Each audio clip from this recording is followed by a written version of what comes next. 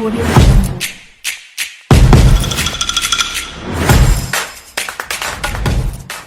Decisions, we make them every day, important and unimportant ones, right and wrong ones. In our personal lives, within our families, in business, and even on a national scale, making the right decision is what drives progress. But how do you choose between a margherita pizza or a veggie pizza? Select the right mutual fund for your family. Decide between a diversification or a merger strategy, or plan a national lockdown during a pandemic. Every decision you make carries an inherent risk. And today, I want to take you on a journey across 4 levels of our society: personal, family, organizational, and national.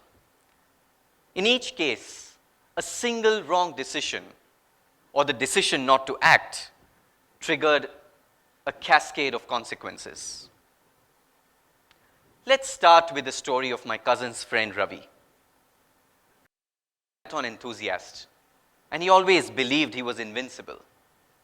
Pushing his limits, he ignored the subtle signs of fatigue and skipped his routine health checkups. Unfortunately, in February 2018, he collapsed during a run and left his family. In this story, one small decision to ignore the body's warning signals ended up endangering his life and also the well-being of his family. Now let's talk about the Sharma family, who I've known for a decade. In a bid to save money, they completely ignored the need for upgrading their home security system. And the night before their son's wedding, burglars exploited this vulnerability. Again, a single decision to save money turned disastrous, leaving the family with not just financial losses, but emotional scars just a night before their son's wedding. Let's shift to the corporate arena.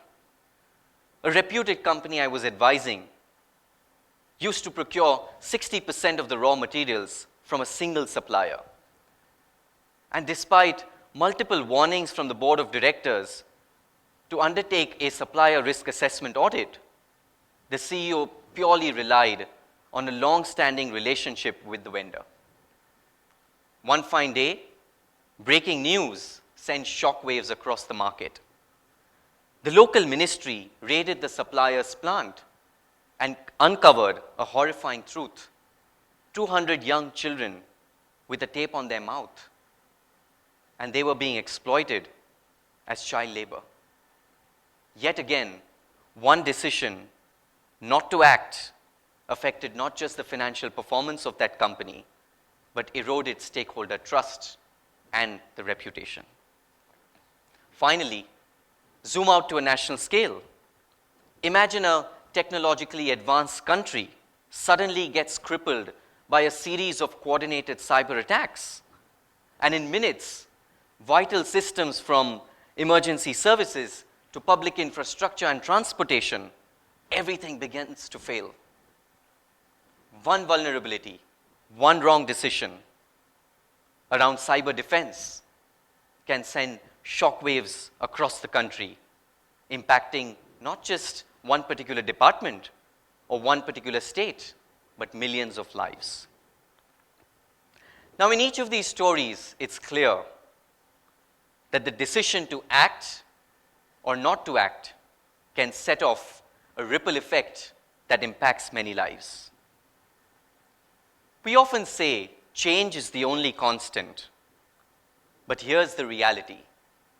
While change happens all around us, it's the speed and impact of that change that needs to be managed through better decision making. And when we take time to assess risks before acting, we're not merely reacting to change, we're now steering it. Our decisions become powerful points of control, determining whether change will bring chaos or opportunity. Let's zoom in our daily lives now. Did you know that each of us ends up taking almost 35,000 to 70,000 decisions every single day. And every decision, big or small, steers the course of that change we just discussed. Studies even show that regret from poor decisions is a major source of emotional distress. And this is why risk literacy isn't just a buzzword. It's a fundamental life skill that allows us to manage the overwhelming flood of daily choices. In a world where wars, cyber attacks, fake news, supply chain disruptions, startup failures, and reputational damages are becoming increasingly common, understanding and managing all types of risks is no longer a luxury, but a daily necessity. So what I've done, to navigate these complexities, I've developed a simple framework. Let's call it a risk taxonomy. A risk taxonomy that categorizes risks across the 4 segments. And this taxonomy isn't just academic. It's going to be a practical tool that helps us pinpoint where risks can emerge from, and more importantly, whether our decisions can either mitigate these risks or amplify them. If you look at the personal risk taxonomy, from a career standpoint, how do you manage the challenge of stable income or a stable revenue stream as an influencer, which is a career risk? For a family, how do you protect from a credit card scam, which is a financial risk? For an organization, how do you look at managing accidents at a manufacturing unit, which is an operational risk? And for a country, how do you prioritize resources for some of the most pressing issues? So let's harness the power of risk literacy. And these are 6 simple steps to help you take risk-based decisions. The first one, identifying the objective. The ISO 31000 standard defines risk as the effect of uncertainty on your objectives. And it's very important to know what you want to achieve, where you want to go, and how soon you want to get there.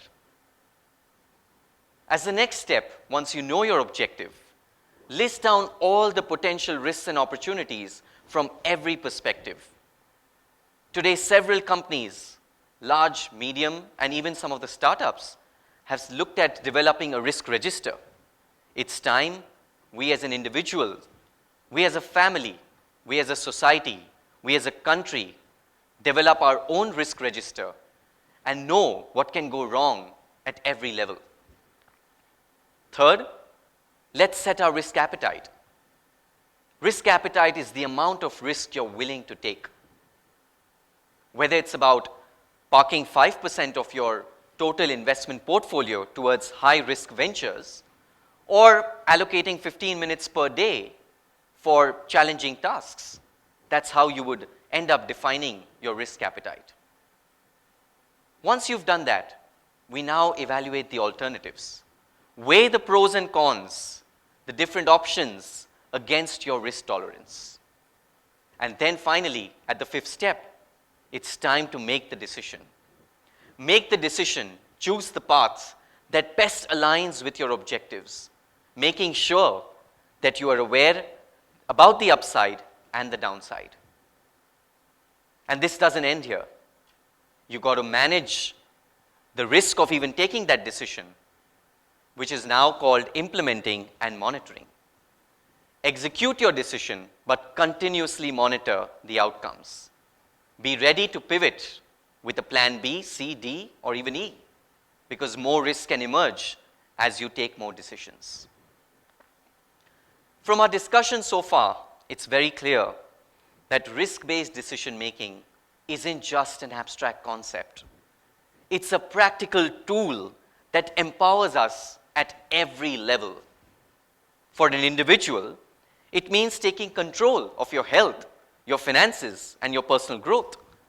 For a family, it's about safeguarding your home nurturing relationships, or even looking at succession planning. For an organization, it's about strategic resilience, operational efficiency, and for a country, it's actually the cornerstone of stable governance, robust security, and economic prosperity. When we apply these principles systematically, every decision becomes an opportunity to transform uncertainty into advantage. Imagine if this risk-first mindset were applied not only to our daily lives, but to the global challenges we face. By integrating risk literacy into policies and practices, governments and institutions can better identify vulnerabilities, allocate resources effectively, and thereby build resilient systems. And this is exactly what we need to propel us towards achieving the Sustainable Development Goals. Let's look at how these principles translate into global impact. When individuals enhance risk literacy and take risk-based decisions about their personal development and even educational goals, this lays a solid foundation for lifelong learning. And this commitment not only enriches an individual's life, but also fosters an environment where there's focus on knowledge, creativity, and informed decision making. That's SDG 4, quality education. If families adopt risk literacy by carefully evaluating the financial risks and planning strategically, whether through budgeting, saving, or investing wisely, they protect their financial well-being. These thoughtful decisions prevent economic shocks and help reduce poverty levels. That's SDG 1, no poverty.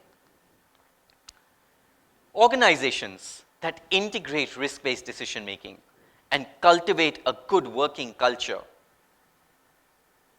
can develop their workforce in a much better manner. These strategic choices will drive sustainable growth, create better employees, enhance loyalty, thereby leading to achievement of SDG 8, which is decent work and economic growth. And finally, when national leaders and policymakers employ risk literacy and make risk-based decisions, such as investing in resilient infrastructure and proactive climate adaptation, they effectively mitigate environmental threats. And such decisive actions build sustainable, climate-resilient systems, paving the way in achieving SDG 13, which is climate action. Each of these examples demonstrates how integrating risk-based decision-making into our systems will turn uncertainty into opportunity. Imagine every family, every individual, every organization, and every nation adopted a risk-first mindset. With each decision made thoughtfully and every risk evaluated, the negative impacts of poor choices would diminish. We would now harness the power of change to build a more sustainable, equitable, and resilient world. When we become risk literate, we transform uncertainty into opportunity. We don't just react to change, we're now steering it. So in closing, I urge you all to embrace risk literacy. Let every decision be an opportunity to set clear objectives, assess potential risks and the rewards, and choose the path that keeps you within your defined risk appetite. Let's get risk literate, because every decision counts, and together we can manage change for a better future. Thank you.